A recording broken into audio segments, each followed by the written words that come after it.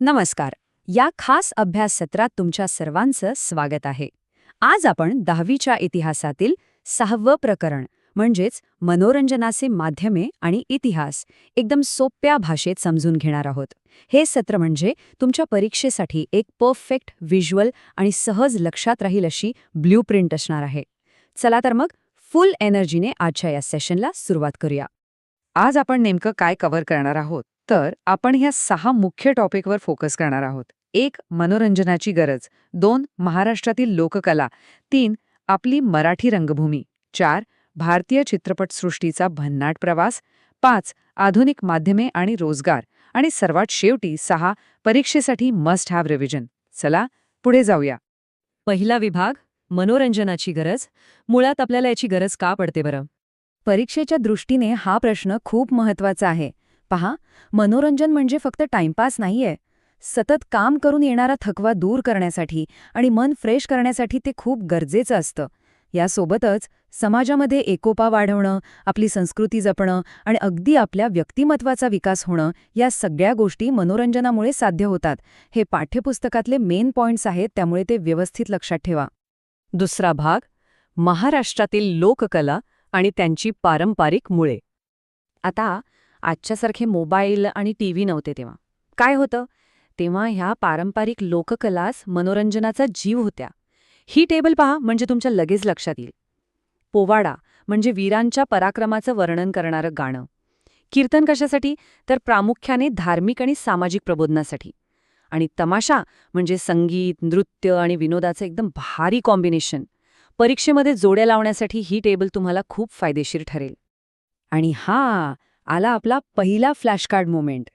कीर्तनाचा विषय निघाला की एक नाव सर्वोच्च स्थानी येतं, ते म्हणजे संत नामदेव. त्यांना महाराष्ट्रातील आद्य कीर्तनकार मानलं जातं. बोर्डाच्या परीक्षेसाठी हे नाव तुम्हाला अगदी पक्क लक्षात ठेवायचंय. पोवाड्याबद्दल थोडं डिटेलमध्ये बोलूया. मगाशी म्हटल्याप्रमाणे पोवाडा हा वीरांच्या शौर्याचा महिमा सांगतो.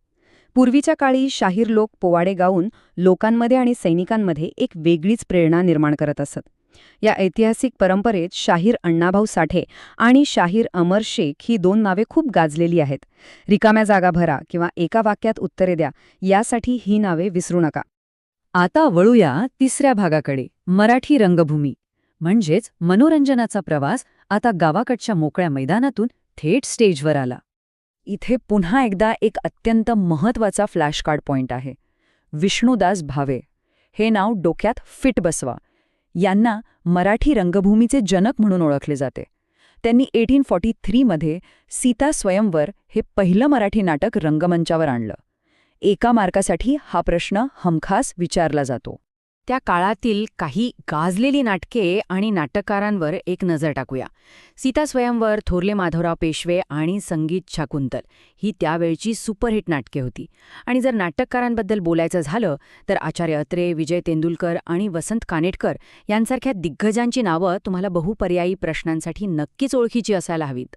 चौथा विभाग भारतीय चित्रपटसृष्टीचा प्रवास म्हणजे मूव्हिंग पिक्चर्स. जेव्हा मनोरंजनात कला आणि तंत्रज्ञानाची जादू मिसळली तेव्हा खऱ्या अर्थाने सिनेमाचा जन्म झाला. आणि इथे आणखी एक ऐतिहासिक फ्लॅशकार्ड आहे. दादासाहेब फाळके यांना भारतीय चित्रपटसृष्टीचे जनक म्हटले जातं. भारतीय सिनेमात त्यांचं जे योगदान आहे ना, त्याला खरोखर तोड नाही. हे नाव तर प्रत्येकाला माहिती असलंच पाहिजे. सुरुवातीच्या सिनेमाचे 2 मुख्य टप्पे आपण यावर पाहू शकतो. एकीकडे होते मूकपट, म्हणजे ज्या सिनेमात काहीही आवाज नसायचा. 1913 साली आलेला राजा हरिश्चंद्र हा पहिला भारतीय मूकपट. आणि दुसरीकडे तंत्रज्ञान प्रगत झाल्यावर आले बोलपट, ज्यात आवाज होता. आलम आरा हा भारतातला पहिला बोलपट होता. या दोन्हीमधला फरक आणि त्यांची नावे अगदी क्लिअर ठेवा. आता हा सगळा ऐतिहासिक प्रवास एका टाईमलाईनवर पाहूया. 1843 मध्ये आलं पहिलं मराठी नाटक सीता स्वयंवर. त्यानंतर तब्बल 70 वर्षांनी म्हणजे 1913 मध्ये आला पहिला भारतीय मूकपट राजा हरिश्चंद्र. आणि त्यानंतरच्या काळात आला पहिला बोलपट आलम आरा. हा क्रोनॉलॉजिकल सिक्वेन्स मेमरीमध्ये एकदम लॉक करून ठेवा. या चित्रपटसृष्टीच्या प्रवासात बाबूराव पेंटर हे नाव सुद्धा खूप महत्वाचं आहे. ते एक नावाजलेले चित्रपट निर्माते होते आणि विशेषतः त्यांच्या सैरंध्री या सिनेमासाठी ते ओळखले जातात. परीक्षेच्या वस्तुनिष्ठ विभागात हा एक छोटा पण महत्वाचा पॉइंट विचारला जाऊ शकतो. 5वा विभाग, आधुनिक माध्यमे आणि रोजगार. डिजिटल युगात झालेला हा सर्वात मोठा बदल आहे. जुन्या काळातील नाटके आणि सिनेमातून आज आपण थेट मोबाईल, इंटरनेट आणि OTT प्लॅटफॉर्म्सवर आलो आहोत. पण पहा, प्रत्येक नाण्याला जशा 2 बाजू असतात, तशाच या आधुनिक माध्यमांच्याही आहेत. फायदे काय आहेत? तर माहिती अगदी सेकंदात मिळते. जगात कुठेही काय चाललंय हे घरबसल्या कळतं आणि शिकणं सोपं होतं. पण तोटे काय आहेत? वेळेचा प्रचंड अपव्यय होतो. सोशल मीडियाचं व्यसन लागू शकतं आणि सर्वात धोकादायक म्हणजे फेक न्यूज किंवा चुकीच्या माहितीचा प्रसार होऊ शकतो. दीर्घोत्तरी प्रश्नांसाठी या दोन्ही बाजू तुम्हाला स्पष्ट करता आल्या पाहिजेत.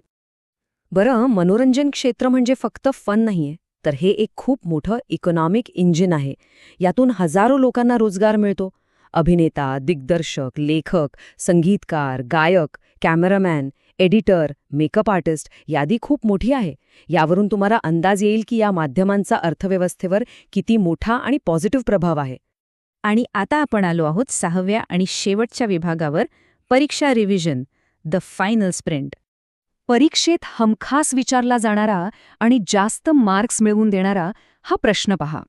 मनोरंजनाची साधने इतिहासाच्या अभ्यासासाठी कशी उपयुक्त आहेत? चला, याचं उत्तर अगदी सोप्या पद्धतीने कसं लिहायचं ते पाहूया. एवढं मोठं उत्तर पाठ करण्यापेक्षा आपण ते 3 सोप्या लॉजिकल स्टेप्समध्ये डिवाइड करूया. स्टेप 1. मनोरंजनाची साधने आपल्याला जुन्या काळातील समाजजीवन, तिथली संस्कृती आणि भाषा कशी होती हे उलगडून दाखवतात. स्टेप 2. नाटक आणि सिनेमाच्या माध्यमातून इतिहासात घडलेल्या घटना सर्वसामान्यांपर्यंत अतिशय रंजक पद्धतीनं पोहोचतात. आणि स्टेप 3. याचा फायदा काय होतो? तर या व्यापक प्रसारामुळे समाजाला स्वतःचा इतिहास समजायला आणि तो पुढच्या पिढीसाठी जतन करायला मदत होते. बस, या 3 स्टेप्स लक्षात ठेवल्या की तुमचं उत्तर पूर्णपणे रेडी. ही आहे आपली मस्ट नो चेकलिस्ट. एकदम लयीत माझ्यासोबत उजळणी करा. विष्णुदास भावे, मराठी रंगभूमीचे जनक. दादासाहेब फाळके, भारतीय चित्रपटसृष्टीचे जनक. राजा हरिश्चंद्र, पहिला मूकपट. आलमारा, पहिला बोलपट. संत नामदेव, आद्य कीर्तनकार. आणि पोवाडा, वीरांच्या शौर्याचे वर्णन. हे एवढे पॉइंट्स बोर्डाच्या परीक्षेसाठी पक्के करूनच जा. आता आपण ह्या अभ्यास सत्राच्या अगदी शेवटी आलो आहोत. पण जाता जाता तुमच्यासाठी एक विचार करायला लावणारा प्रश्न. जर जुन्या काळातील नाटके आणि मूकपटांनी आपला भूतकाळ आजवर जपून ठेवला असेल, तर आजचे हे आधुनिक मोबाईल आणि इंटरनेट प्लॅटफॉर्म्स आपला आजचा वर्तमान काळ भविष्यातील पिढ्यांसाठी कसा जतन करतील बरं? यावर नक्की विचार करा. हे विश्लेषण पाहिल्याबद्दल खूप खूप धन्यवाद आणि तुमच्या बोर्डाच्या परीक्षेसाठी ऑल द बेस्ट.